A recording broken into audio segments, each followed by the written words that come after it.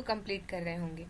तो आपको पता है कि बिहार में डोमिसाइल लागू हो चुका है, और ये डोमिसाइल जो है वो 84.4 समथिंग बिहार के मूल निवासियों के लिए है।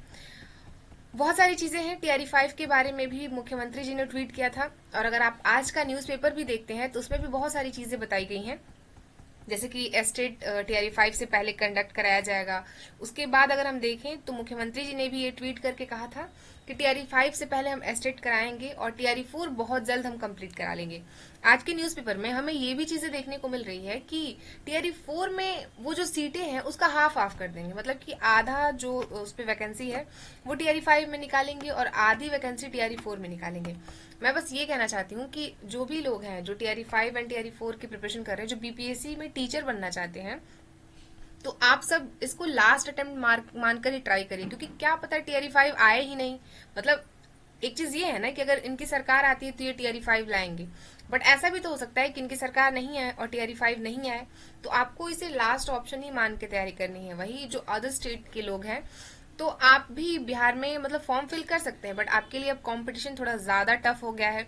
जैसे मेनली यूपी के स्टूडेंट हैं, तो यूपी में अभी बहुत टाइम से वैकेंसीज ही नहीं हुई है, तो फिर वो लोग या तो सीटेट दे के वो केंद्रीय विद्यालय की तरफ जाएंगे।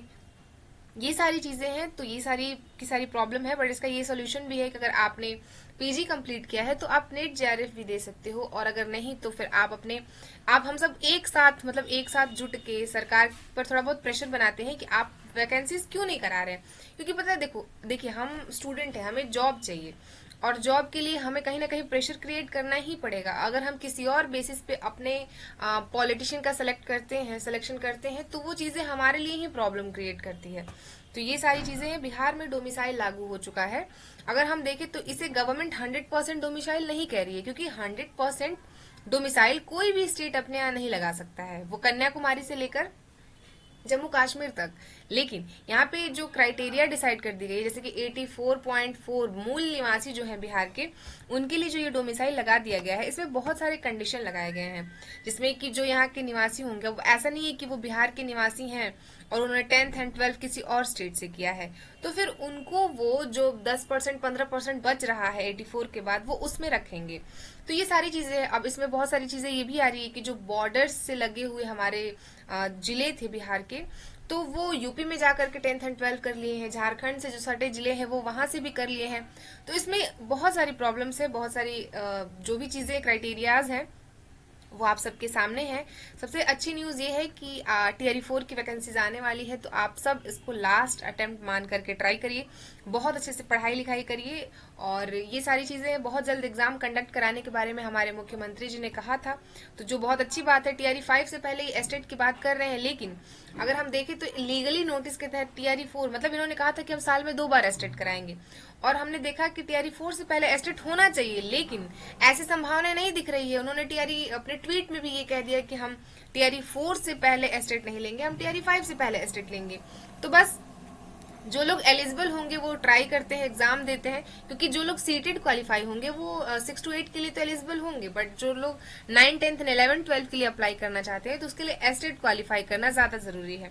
ये सारी की सारी चीजें हैं, ये इन्फॉर्मेशन थी, आपको बताना जरूरी था। तो बस पढ़ाई करते रहिए, स्वस्थ रहिए और मस्त रहिए। मिलेंगे आपसे किसी नेक्स्ट वीडियो में किसी नेक्स्ट इन्फॉर्मेशन के साथ। तब तक के लिए थैंक यू सो मच।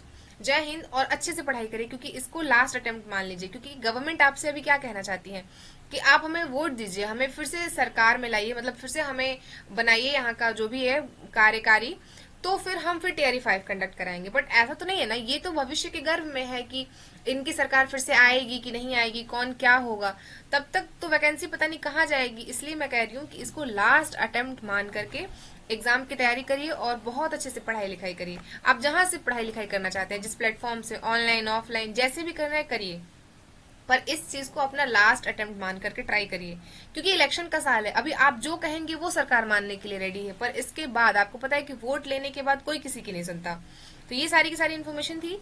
आप लोग प्लीज भड़कावे में मत आइए, इधर उधर मत भटकिए, अपने जो टाइम है उसको एक रूटीन वाइज करके और बहुत अच्छे से पढ़ाई लिखाई करिए। So thank you. जय हिंद।